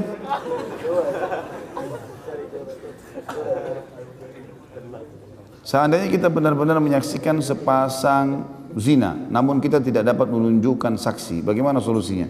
Sudah, nasihati. Nggak bisa, kita nggak boleh melaporkan kalau kita nggak punya saksi, teman-teman sekalian. Dalam Islam yang hukumnya begitu. Kalau enggak, kita yang kena hukuman. Karena memang dalam Islam yang didahulukan adalah menutupi aib, bukan membongkar. Bukan begitu lihat zina laporin, expose, enggak. Malah tutupin. Kata Nabi SAW, "Man satara musliman, satarahullahu yaumal qiyamah." Siapa yang menutupi aib seorang muslim, aib termasuk perbuatan dosa, maka Allah akan tutupi aibnya pada hari kiamat. Tapi di sini kita bukan diam, nasihatin dia. Nggak boleh loh ini haram gini-gini. Nasihatin, kasih buku, nasihatin dengan lisan. Kalau tidak bisa pun kita lewat memang tempat-tempat perzinahan, kita doakan saja. Semoga Allah berikan hidayah gitu. Seperti itulah ya. Kita tahu bahwa ada amal jariyah, tapi saya pernah dengar mengenai dosa jariyah. Benarkah ada Ustaz? Bagaimana kita bertobat darinya? Saya tidak pernah tahu istilah dosa jariyah ya. Amal jariyah memang pernah ada. Tapi secara dalil bisa terjadi. Artinya ada hadis Nabi SAW yang berbunyi, siapa yang menyuruh pada kebaikan, dia akan dapat pahala orang yang melakukan apa yang dia serukan tanpa dikurangi sedikit pun dari pahalanya kan. Lalu Nabi SAW mengatakan, dan siapa yang menyuruh pada keburukan, dosa, maka dia akan dapat pelaku dosa itu tanpa dikurangi sedikit pun dari dosanya. Jadi bisa saja memang termasuk. Ya, jadi teman-teman sekalian, kalau orang berbuat dosa, kalaupun dia sampai berbuat dosa, dia segera taubat, dia tutupi aibnya dan jangan diajarkan ke orang lain. Ada orang jadi pahlawan dalam dosa. Nah, ya. Dia zina, dia ajak temannya berzina, dia ajarin caranya. Nanti kau begini, nanti kau begini, nanti kau begini. Ya orang itu buat dosa, dia dapat dosa. Untuk apa ini? Apa yang harus kita lakukan ketika ada teman yang berhijrahnya hanya sekedar penampilan? Bagaimana peran kita terhadap teman seperti ini? Nasihatin semuanya teman-teman. Kalau kita tahu orang ini mungkin subhanallah dia mau kebaikan, terbukti dia mengubah performanya misalnya, tapi mungkin dia butuh panduan, dia butuh sesuatu yang lebih mendongkrak dia. Makanya Allah SWT juga menyebutkan itu tentang Nabi SAW, dan kita sudah jelaskan di materi kita kemarin. Ya, walau kunta faddan ghalidhal qalbi lam faddu min hawlik. Hai Muhammad, kalau kau berkeras hati itu begini. Seperti orang, walaupun itu orang pernah buat salah, ya, kemudian dia minta maaf sekarang, enggak, saya enggak mau maafin. Itu berkeras hati namanya. Kenapa? Untuk apa kita seperti itu? Udah orang ngaku salah, selesai. Minta maaf, ya sudah, maafin. Seperti itulah kurang lebih. Jadi kalau ada orang-orang seperti ini, mungkin dia butuh dalil, butuh kisah, butuh sesuatu yang lebih menyentuh. Tapi perubahan performanya ini menandakan dia mau kebaikan, insya Allah. Mudah-mudahan dia mau kebaikan. Jadi sangka baiklah. Dulu saya pernah menjelekkan pemerintah atau presiden melalui media sosial. Setelah mengenal sunnah, saya baru tahu bahwa hal itu dosa dan saya sudah bertaubat. Apa saya harus menemui presiden untuk memohon maaf? Tentu idealnya antum ketemu. Idealnya, resiko. Harus itu ideal. Kalau bisa ketemu, maaf ya saya pernah ucapin begini. Itu lebih bagus. Kalau nggak bisa, mungkin karena jarak, mungkin karena kondisi segala macam, ya sudah. Kita caranya bagaimana kalau orang itu meninggal atau tidak bisa dijangkau atau kita tidak tahu keberadaannya, maka kita mengingat apa yang pernah kita lakukan. Misalnya kita pernah menyebutkan di media kayak tadi, maka sekarang antum sebarin di media lagi, ya. Ungkapkan kalau itu pernyataan yang salah, atau antum sebutkan tentang kebaikan-kebaikan. Karena orang yang sudah meninggal atau orang yang hilang, ini kita dianjurkan untuk menyebut-nyebut kebaikannya, ya, dan meluruskan kesalahan kita yang lalu. Sama kalau kita pernah gosipin orang, kita pernah siapa saja, ya, bagaimana caranya? Ya kita hubungin, minta maaf. Kalau nggak bisa, baik kita ingat siapa orang yang pertama kita hubungin dulu, lalu hubungin kembali dulu yang saya bilang itu salah ya. Ya lebih baik begitu di dunia daripada kita berusaha di akhirat. Karena di dunia gampang teman-teman, cuma bilang maafin saya ya. Kita berusaha sebutin kebaikannya, di akhirat susah ini. Di akhirat urusannya pahala kita diambil, rugi sekali. Ya kalau dia sisakan, kalau diambil semua pahalanya gimana? Kan rugi ya. Ini apa ini maksudnya? Ya Ustaz, tataplah kami yang ada di dalam majlis ini. Bila kelak di surga tidak menemukan kami, tolong tanyakan keberadaan kami. Antum beramal soleh, kita ketemu insya Allah. Tiketnya gampang, iman dan amal soleh. Tadi kita bahas itu. Dan tidak susah itu. Beriman sama Allah, nikmati halal, tinggalkan yang haram, dapat semuanya. Janji Allah nggak mungkin salah. Ya. Dan insya Allah Allah menemukan kita di sini dan juga di sana. Bagaimana cara menghilangkan was-was syaitan yang paling ampuh Ustaz? Karena ana merasakan gangguan di dalam diri ana sendiri, seperti terkadang datang tiba-tiba pikiran kotor dan hati yang selalu berucap kotor datang dengan tiba-tiba. Lalu bagaimana cara menghilangkannya? Ini was-was syaitan. Harus isti'adah. A'udzubillahi minasyaitonirrajim. Sering ucapkan itu. Insya Allah beberapa kali diulangi akan hilang. Itu yang pertama. Yang kedua, semua fasilitas yang bisa membawa kita pada dosa itu tinggalkan. Semuanya. Teman-teman, media, apa saja. Misal perzinahan, kita mau tinggalkan. Bagaimana caranya? Tinggalkan semua teman-teman yang bisa mengajak ke situ. Tinggalkan semua fasilitas ke situ. Tontonan, lihat, segala macam. Hindari. Dan insya Allah akan aman. Tapi yang penting adalah isti'adah kepada Allah Subhanahu wa ta'ala. Dan juga bentuk komunitasnya, tinggalkan komunitas buruk tadi, fasilitas buruk, menuju kepada fasilitas yang baik dan komunitas yang baik. Saya mau bertanya tentang konsep rahmat. Mengapa orang yang tidak beriman terkadang mendapatkan rezeki melimpah, sedangkan sebagian serta kebagian dunia yang lebih dibanding orang yang beriman dan beramal saleh. Dan mengapa ada seseorang yang dilihat memiliki kemampuan dan pengetahuan mengenai agama yang cukup tinggi dan sering mengamalkan, tapi masih sering melakukan maksiat seperti zina, korupsi, riba dan lain-lain. Teman-teman sekalian, kita bagi dua potongan pertanyaan ini. Potongan yang pertama, kenapa kok ada orang yang kafir atau berbuat dosa, kita masih menemukan dia lebih baik secara rezeki daripada orang yang beriman? Saya melihat ini ketidakadilan. Antum yang bertanya ini ketidakadilan di sini. Kenapa tidak adil teman-teman sekalian? Antum coba melihat tolok ukurnya orang kafir yang sedang melimpah rezekinya dengan orang mukmin yang sedang kurang rezekinya. Nggak ketemu. Pertemukan kalau antum mau tahu rahmatnya Allah antara orang kafir yang kaya sama orang muslim yang kaya. Nah itu baru adil. Pertemukan antara orang kafir yang miskin dengan orang muslim yang miskin. Nah itu baru adil. Kalau antum melihat tetangga antum yang punya mobil Mercy karena memang dia punya perusahaan, sementara antum sebagai pegawai biasa, antum bilang saya beriman, itu orang kafir kok bisa lebih baik dari saya. Kalau antum ikutin materi yang saya sampaikan berhubungan di YouTube dengan masalah rezeki, saudaraku ini adalah rahasia rezekimu. Saya bilang di situ, dan ini pendapat para ulama yang sudah umum, rezeki itu Allah akan berikan kepada orang kafir dan orang beriman. Fir'aun dikasih melimpahkan rezekinya, jadi raja segala macam oleh Allah. Allah bukakan kepada siapa saja yang dia inginkan. Yarzuqu man yasha. Siapa saja yang dia mau kasih rezeki, dia kasih rezeki, kuasa Allah. Tapi antum jangan putus asa dari rahmat Allah. Antum bisa minta, dan Allah memberikan kepada kita. Tugas kita hanya minta dan menikmati teman-teman. Minta, merengek kepada Allah, manja dengan Allah. Kalau bahasa saya lebih banyak manja dengan Allah. Minta, merengek, ya Allah berikan, ya Allah berikan. Sabar, nikmati prosesnya, pasti dapat. Pepatah bahasa Arab jelas, manjadda wajad. Siapa yang berusaha dia akan dapat. Dalam firman Allah juga berbunyi, a'udzubillahi minasyaitonirrajim walladzina jahadu fina lanahdiyannahum subulana. Orang-orang yang berusaha untuk menuju ke jalan-jalan kami akan berikan petunjuk ke jalan kami. Artinya pasti akan ada titik finishnya, itu akan ada garis terakhirnya, aku akan dapatkan. Sabar. Kalau antum sudah mengatakan Rabbana atau Allahumma, ya Allah, itu pembukanya sudah ada garis startnya, udah ada garis finishnya itu. Antum tinggal nikmati proses. Mungkin tinggal 2 hari lagi berdoa Allah kasih. Nikmati proses. Kalau masalah yang kedua ini, kenapa masih ada orang yang melakukan ibadah, punya ilmu tinggi, tapi masih zina, korupsi dan riba dan lain-lain? Ini tanda tanya. Ilmunya berarti tidak bermanfaat buat dia. Ya. Mestinya dia tidak melakukannya. Kalaupun mereka terjerumus dalam kesalahan, mereka segera taubat. Ada di antara sahabat juga yang berzina, ada sahabat yang sempat melakukan perkara, tapi mereka bertaubat. Mereka kembali ke jalan Allah. Tapi kalau dia terus terjerumus dalam hal itu, tidak mungkin ini. Pasti berarti ilmunya tidak berbekas pada dia.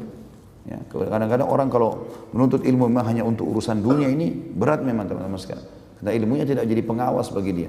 Tapi kalau dia niat ilmu itu, ilmu syar'i, seperti antum hadir di majelis ini, bukan hanya karena seremoni, hanya untuk meramaikan atau testimoni, coba-coba karena teman aja, enggak. Saya datang, saya mau dengar apa sih agama sampaikan, lalu saya amalkan. Nah itu manfaatnya besar. Dan efek majelis ilmu yang ikhlas, itu pasti antum akan rasakan lebih dekat dengan Allah, lebih semangat ibadah dan lebih takut berbuat dosa. Nah itu efeknya, itu dijaga. Dulu saya pernah kuliah dengan cara tanda kutip jalan belakang. Sekarang saya sudah lulus dan sudah bekerja. Dari ijazah yang saya dapatkan dengan cara tanda kutip tidak pantas. Apa penghasilan saya barakah atau haram? Bagaimana mengatasinya? Di sini dirincikan dulu yang dimaksud dengan cara yang tidak, cara belakang ini seperti apa. Kalau misal yang dimaksud dulu saya waktu masuk kuliah saya nyogok misalnya.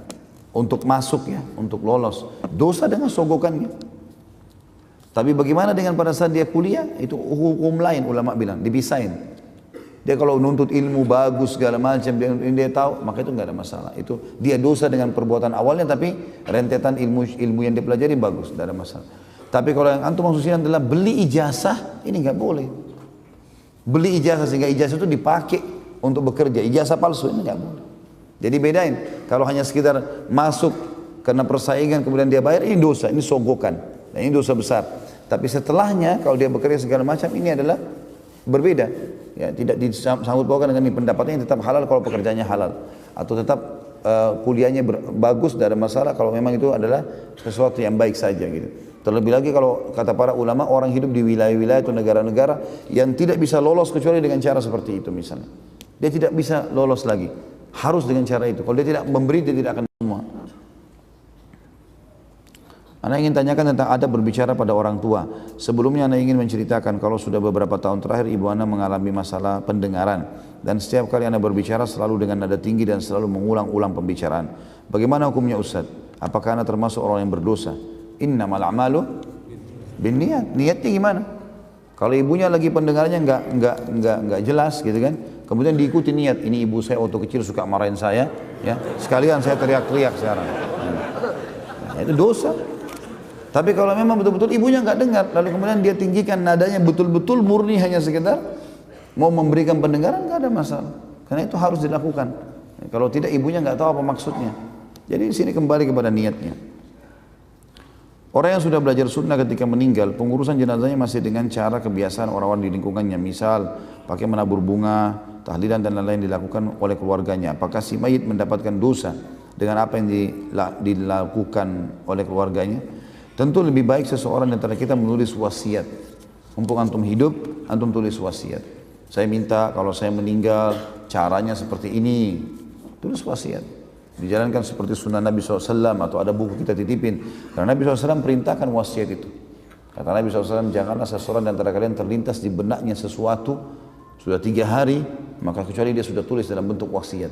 Utang di mana, mau dikuburkan seperti apa, nanti anak-anak saya mau wasiatkan anak dan istri saya harus seperti ini kalau saya meninggal.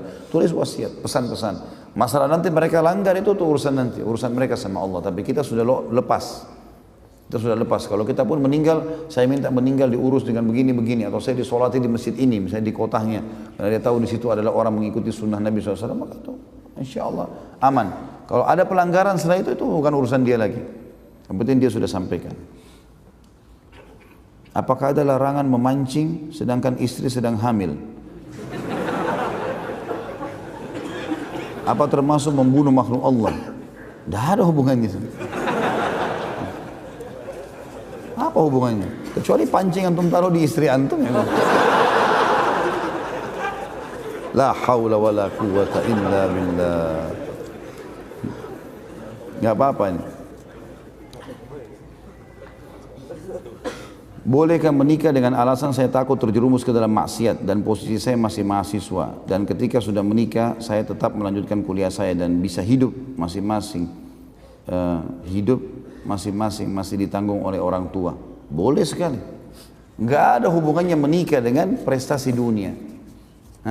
Kalau antum mau ke masjid nanti kalau ada motor atau ada kendaraan maka tidak akan sholat-sholat di masjid kan? Karena dihubungkan dengan prestasi dunia, enggak ada hubungannya. Menikah enggak ada hubungannya dengan sarjana, enggak ada hubungannya dengan ijazah. Para sahabat itu mudah sekali mereka kalau mau nikah. Hari ini dia lihat cocok, dia datang ke rumah melamar, malam sudah suami istri. Mudah, gampang. Kalau mati sudah masuk, dapat pahalanya. Kalau antum kan Masya Allah sekian tahun dulu, sudah S1 nanti punya mobil, nanti punya rumah, lama-lama putih semua rambutnya baru mau nikah. Menikah saya nggak ada hubungannya sama sekali. Jika saya pernah merusak barang orang lain dan saya pergi begitu saja tanpa adanya tanggung jawab dan saya sangat menyesali perbuatan, bagaimana cara saya bertobat? Sedangkan orang yang saya zalimi tidak pernah ketemu. Usahakan dulu, cari tahu di mana orang itu. Ini bahaya, haknya orang, nggak boleh main-main di sini. Harus cari dulu orang itu. Kalau betul-betul tidak ketemu, maka nilai barang itu atau barang yang sama sedekahkan atas nama orang itu. Misalnya handphone, kita beli handphone senilai itu, misalnya nilainya dulu berapa? Senilai, bukan produknya ya. Karena kalau produk bisa saya sudah tidak muncul lagi nilainya. Misal pada zaman 5 tahun yang lalu HP ini harganya 10 juta misalnya. Kalau sekarang sudah nggak ada nilainya HP itu, mungkin sudah tidak keluar lagi. Jadi nilainya, nilai 10 juta pada saat itu kita keluarkan. Sedekahkan atas nama orang itu solusi terdekatnya. Sekarang anak terpaksa dan urgen kerja di perusahaan rokok. Apa anak salah Ustaz? Karena sudah cari-cari kerja belum ada yang terima. Sedangkan istri anak hamil, anak bingung kalau nganggur nggak ada penghasilan untuk istri. Apa yang anak harus lakukan? Mohon masukannya. Terus kalau anak belum dapat kerja yang halal dan baik, anak takut resign. Sedangkan harus biaya istri. Terus tabungan anak sudah nggak ada. Barang-barang sampai ada yang sudah anak jual Ustaz. Sewaktu anak nganggur lama kemarin. Keluar dari pekerjaan riba, terasa berat. Tapi semoga Allah memberikan keringanan anak. Ya akhi, Iman itu adalah keyakinan kepada Allah Subhanahu wa taala, dan Allah itu innallaha la yukhliful mi'ad. Allah tidak akan pungkiri janjinya. Enggak mungkin. Dan memang sudah menjadi, Allah janjikan baik-baik pasti. Di antaranya hadis Nabi SAW yang sahih, man taraka syai'an lillah abdalu khairan min. Siapa yang meninggalkan sesuatu karena Allah, antum tinggalkan bank riba karena takut dosa. Pasti Allah akan gantikan sesuatu yang lebih baik. Baik Ustaz, saya sudah berusaha melamar sana sini belum diterima. Akhirnya saya kerja lagi di perusahaan rokok. Sama antum dari riba ke rokok. Rokok sudah pernah kita jelaskan teman-teman. Ini sama saja dengan narkotika ini, tapi dilegalkan. Itu virus, bahaya sekali. Racun. Rokok tidak pakai expire. Dan sudah dipasang fotonya besar-besar situ, leher yang luka lah segala macam. Menyebabkan ini, menyebabkan itu. Sudah banyak sekali ancamannya. Dan tidak ada saya temukan ulama yang kembali kepada dalil yang benar menghalalkan masalah ini. Haram. Baik, bagaimana saya biayai hidup istri saya? Harus keyakinan teman-teman. Kerja apa saja. Tidak harus itu. Cari kerja yang halal. Walaupun hanya untuk menjadi waitress dulu di sebuah rumah makan, walaupun membantu apa di bangunan, apa saja, yang penting halal. Ada seseorang ikhwah kita di Jakarta keluar dari sebuah bank konvensional. Dulu dia jabatannya sangat tinggi sampai rumahnya mewah di Jakarta, mobilnya banyak segala macam. Dia sama saya setelah dengarkan ceramah kemudian ditinggalkan semua. Memang ada proses. Ada proses. Prosesinya memang begitu. Sama gini, kalau antum lapar, berdoa sama Allah, ya Allah, hilangkan lapar saya. Tiba-tiba laparnya hilang. Enggak mungkin. Pasti ada proses. Kita cari dulu makanan, ya. Kemudian atau ada orang yang kasih kita, lalu kita kunyah, ditelan dulu, baru hilang laparnya. Proses, nikmati proses. Saya melihat antum ini yang bertanya cuma karena kekhawatiran saja.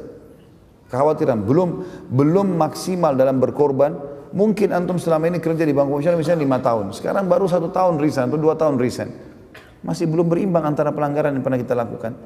Baik, coba dengan cara lain. Tidak mungkin. Kata Nabi SAW, siapa di antara kalian yang bertawakal kepada Allah, menyerahkan urusan perkaranya kepada Allah, benar-benar tawakal, maka pasti Allah akan berikan dia rezeki, ya, sebagaimana Allah memberikan rezeki seekor burung yang pergi pagi hari, sorenya dia balik, dia sudah punya makanan. Semut di lubangnya Allah kasih rezeki. Bagaimana antum manusia yang berakal, ya, yang Allah mengatakan fi ahsani taqwim, sempurna semuanya, lalu kemudian kita rasa kita tidak bisa. Nggak mungkin itu. Yang lebih parah teman-teman, kalau kayak gini, ini jangan ditunda risannya. Istri lagi hamil dikasih dari uang hasil gaji rokok. Ini kan bahaya sekali. Buat antum berbahaya, istri antum bahaya, antum berbahaya. Masalah jual barang, tidak usah khawatir, jual barangnya sudah. Bertawakal kepada Allah Subhanahu wa taala. Saya kasih contoh kisah. Ada banyak kisah, di antaranya ada seorang saleh diceritakan oleh para ulama dalam kisah orang-orang saleh, tapi saya tidak temukan namanya orang ini. Dia orang miskin sebenarnya. Dia makan juga pas-pasan dengan istri dan anaknya. Dia punya sekitar 4 anak, 4 atau 5 anak. Pas dia mau makan malam sama istri dan anak-anaknya, makanan juga pas-pasan, ada orang ketuk pintu rumahnya, dan orang miskin juga yang ketuk. Ini orang miskin, orang susah. Begitu buka pintu dia minta makanan. Istrinya lihat ke dia, bagaimana? Makanan juga cuma 1 piring. Ini pun kalau kita makan nggak cukup. Kalau kita kasih ke orang sebagian, maka sebagian kita makan, sebagian enggak. Udah kasih aja semua, kata suami. Kasih orang itu, dikasih. Rupanya berjalan waktu di awal malam, kalau kita sekarang jam 12 malam, jam 1 malam, rupanya kelaparan, kena tak makan. Anak-anaknya nangis, istrinya susah, nangis, susah, lapar, sampai pada tingkat kelaparan nih malam itu. Lalu istrinya bilang, bagaimana jalan keluarnya? Kata suaminya, baiklah sebentar, saya coba keluar. Malam hari ini, dia keluar kemana? Ke masjid. Dia nggak kemana-mana, di masjid dekat rumahnya. Soalnya tahu dia sujud kepada Allah. Dan teman-teman sekalian berdoa kepada Allah, minta pada hal-hal walaupun kecil di mata kita. Dia berdoa mengatakan, ya Allah, Engkau mengetahui bahwasanya aku kelaparan malam ini dengan istri dan anakku, berikanlah aku makan. Minta makan sama Allah. Dikatakan dalam kisah ini teman-teman, seorang raja di negeri itu sudah 1 minggu taubat. Dia gelisah dengan dosa-dosanya semua. 1 minggu ini dia gelisah terus taubat. Sampai pada malam itu, si raja ini dikatakan dalam kisah, tidak bisa tidur, dia bangun, dia ambil sekantong uang emasnya, dia ambil juga sekantong makanan yang paling baik yang dia miliki di istananya. Dia keluar, dia bilang, ya Allah, sebagai tanda taubatku kepadamu, maka aku akan berikan kepada orang yang layak diberikan untuk ini. Dan sebagai bentuk, aku ingin panduan padamu, aku tidak akan pegang tali kekangan kudaku. Maka kudanya pun jalan, orang raja ini keluar. Tiba-tiba kudanya ini berhenti di masjid yang ada orang tadi itu. Ini kisah nyata. Mampir, dia pun tidak tahu kenapa, zaman dulu belum ada lampu, tidak ada penerangan. kenapa kok mampir di masjid? Dia bilang, saya turun, kata rajanya, saya bawa dua kantong itu, begitu saya masuk, saya dengar suara. Saya dekat, orang itu lagi berdoa, dan doanya, ya Allah, aku lapar dan berikanlah aku makanan untukku dan istri dan anak-anakku. Jadi itu terus yang diucapkan sama dia, minta makanan, karena ini lagi dibutuhkan. Ya. Dan orang beriman biasanya seperti ini. Mereka selalu memenuhi, meminta hajatnya kepada Allah per item yang dia minta, dan memang dia tidak buru-buru untuk meminta sesuatu ke depannya, karena dia pikir dia mau setiap saat berdoa terus. Dia cerita, setelah saya salam, kata si raja ini, saya raja di wilayah ini dan saya tobat kepada Allah, saya dengar kau kelaparan, ini harta terbaik saya, ini juga kantong makanan, silakan ambil. Terus rajanya bilang, dan kalau kau satu waktu butuh apa saja, datang kepada saya. Ini istana saya sudah tahu, datang saja. Saya akan berikan kamu. Apa jawaban orang saleh ini? Kalaupun saya punya hajat, wahai raja, saya tidak akan datang ke istana anda, tapi saya akan datang ke istana Allah di sini. Masjid yang telah mengutus anda datang kepada saya. Ini butuh keyakinan teman-teman sekalian. Ingat, lihat di sekitar kita banyaknya serangga, banyaknya hewan yang Allah berikan makanan. Ini waswas syaitan, harus dilawan. Enggak boleh tidak, dengan penuh keyakinan. Sebagai penutup kisah yang lain ya, kita lihat waktunya. Sebagai penutup teman-teman sekalian, ada seorang syekh juga di Saudi cerita. Saya lihat cuplikannya tapi saya nggak tahu orang ini siapa, karena saya juga baru lihat wajah beliau. Tapi dia cerita lagi duduk santai di TV Saudi. Ya, kalau salah itu ada cuplikan. Kemudian dia cerita, dia bilang saya pergi ke Mesir, dan di Mesir itu saya isi di dua kota ceramah, di Kairo sama Iskandaria, dua kota ini. Dia bilang setelah saya isi di kota Kairo, saya ke Iskandaria, kemudian saya balik lagi ke Kairo untuk berangkat. Rencananya saya tiba di Kairo jam 2 malam, Pesawat saya habis subuh. Saya telepon marbot masjid, ya yang saya isi ceramah, saya nggak usah ke hotel, saya nginap di masjid aja, dia bilang. Kemudian subuh nanti saya langsung ke bandara. Kemudian dia bilang saya tiba di masjid jam 2 malam, begitu saya tiba saya lihat pada saat itu masjid lagi lampunya nyala segala macam. Ini kisah baru nih. Baru beberapa waktu yang lalu kisahnya. Dia bilang lampu semua nyala, saya masuk masjid, saya pikir mungkin marbot masjid nyalain, ternyata bukan gitu. Ternyata bukan. Dia bilang saya lihat ada orang di depan mihrab, di mihrab lagi sujud, lagi nangis-nangis sama Allah, lagi berdoa sendirian. Saya pun coba dekat mau dengar doa apa orang ini sampaikan. Dalam doanya dia bilang begini, ya Allah, sesungguhnya engkau tahu istriku mau dioperasi besok dan dia butuh 14.500 jenih ponnya Mesir. Ya mungkin kalau saya tidak salah ini nilainya sekarang rupiah 50-60 juta rupiah, sekitar begitulah. Dan saya tidak punya uang ya Allah, sebagaimana engkau ketahui, mudahkanlah ya Allah. Sambil orang ini menangis-nangis karena istrinya harus dioperasi besok. Setelah saya salam, kata syekhnya, saya datang ke dia, kenapa akhi, kenapa sampai begitu? Dia bilang masalahnya berat, bagi saya berat, karena tolok ukur beratnya masalah kan tergantung individu itu. Kita nggak bisa tarik ke diri kita ya. Ada orang mungkin bagi dia lapar sedikit sudah masalah besar. Ada orang mungkin 2-3 hari nggak makan dia masih anggap biasa. Jadi dia masih bisa bersabar. Jadi ini tergantung keadaan. Maka dia bilang saya sudah betul-betul istri saya sakit, saya harus operasi. Dia harus operasi, saya tidak punya duit sama sekali. Satu pun saya nggak punya. Dia butuh 14.500. Kata Syekh dia bilang sambil saya tepuk pundaknya, lanjutkan doamu. Allah tidak akan sia-siakan orang yang beriman dan berdoa padanya. Dia bilang orang itu pun lanjutin doanya. Dia bilang saya sholat, dia bilang saya sholat malam, saya sholat witir, lalu saya tidur sambil nunggu subuh beberapa saat. Azan subuh saya dibangun sama masjid, Syekh bangun. Begitu dia bilang saya bangun, saya sholat sunnah, orang itu sudah nggak ada. Kemudian saya begitu iqamah saya disuruh sama masjid, Syekh silakan jadi imam. Dia bilang suara saya paruh, saya ya semalaman kurang tidur. Dia bilang nggak apa-apa, ayat-ayat pendek aja nggak masalah, yang penting antum jadi imam. Baiklah. Dia bilang saya mau jadi imam, saya baca surah-surah pendek. Begitu selesai, tiba-tiba ada orang dari saf tengah datang. Dia bilang, Syekh, saya penggemar anda di YouTube. Rupanya Syekh ini punya banyak cuplikan di YouTube. Dia bilang, saya penggemar anda di YouTube. Dan saya tinggal di apartemen di sebelahnya masjid ini. Ada apartemen, ini saya tinggal di sini. Saya termasuk pengusahanya Kairo, salah satu pengusaha dia bilang. Dan saya pada saat mau sholat subuh tadi di masjid lain, saya dengar suara anda di mic, maka saya datang ke masjid ini. Dia bilang, Syekh, saya minta satu bantuan. Kata Syekhnya, apa bantuan? Mau bantu apa? Dia bilang, saya ini punya zakat mal, jumlahnya 14.500 jenis. Saya mau keluarkan, tolong pandu saya ke siapa? Kata Syekh, tiba-tiba saya nangis nih, karena dia tahu kisahnya. Dia bilang sebentar. Syekhnya bilang, saya berdiri cari di saf, mana orang yang tadi malam berdoa-doa itu. Jumlahnya sama, 14.500. Dia bilang begitu saya lihat di ujung saf, saya panggil dia. Begitu dia datang, kata syekhnya, akhi, saudaraku, ceritain apa hajatmu. Ini orang ini mau dengar. Dia bilang, demi Allah syekh, istri saya lagi di rumah sakit, saya butuh bantuan, butuh 14.500 jenis. Tiba-tiba orang kaya itu nangis juga. Jadi syekh sama orang kaya nangis. Orang yang mau minta, mau berapa sumbangan ini bantuan, tidak tahu kenapa dua orang ini nangis. Maka kemudian dia tanya, kenapa kalian nangis? Kata si orang kaya itu, sungguh Allah sudah memandu saya ke kamu. Ini 14.500 jenis zakat saya. Istri saya sudah ingatkan sudah 1 minggu. Selalu dia bilang, keluarlah, berikan haknya Allah di jalannya. Jangan ditahan ini.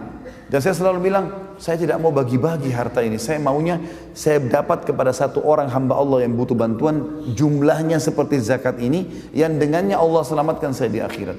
Maka tiga-tiganya jadi nangis, kata Syekh. Ya, karena terharu lihat kejadian yang luar biasa. Maka kata Syekhnya, orang ini, orang yang sedang butuh bantuan ini, dia tiba-tiba saja melupakan saya, melupakan orang yang kasih zakat, dia menghadap kiblat, lalu dia mengangkat kepalanya ke langit sambil mengatakan, aku mencintaimu ya Allah. Cuma tinggal butuh keyakinan. Makanya kata Nabi SAW, Udu rabbakum mukinuna bil ijabah, fa inna Allah la yakbalu du'a min qalbin ghafil. Berdoalah kalian kepada Tuhan kalian dengan penuh keyakinan akan diijabah. Ya. Sesungguhnya Allah tidak akan menerima doa dari orang-orang yang hatinya lalai. Jadi harus kita garis bawahi poin ini teman-teman sekalian. Baik, ada pertanyaan dan kita tutup dengan itu tentunya. Mudah-mudahan majelis ilmu tidak pernah ditinggalkan, karena jadikan simbol hidup, tidak ada hari tanpa ilmu. Karena itu ilmu adalah landasan agama kita yang mendatangkan keimanan, dan kalau iman sudah ada maka semuanya bisa berubah. Orang bodoh jadi pintar, penakut jadi pemberani, orang pelit jadi dermawan, dan semuanya menjadi baik dengan izin Allah Subhanahu wa taala. Mungkin begitu saja. Kalau benar dari Allah, kalau salah dari saya mohon dimaafkan. Subhanakallahumma bihamdika asyhadu an la ilaha illa anta astaghfiruka wa atubu ilaik. Wassalamualaikum warahmatullahi wabarakatuh.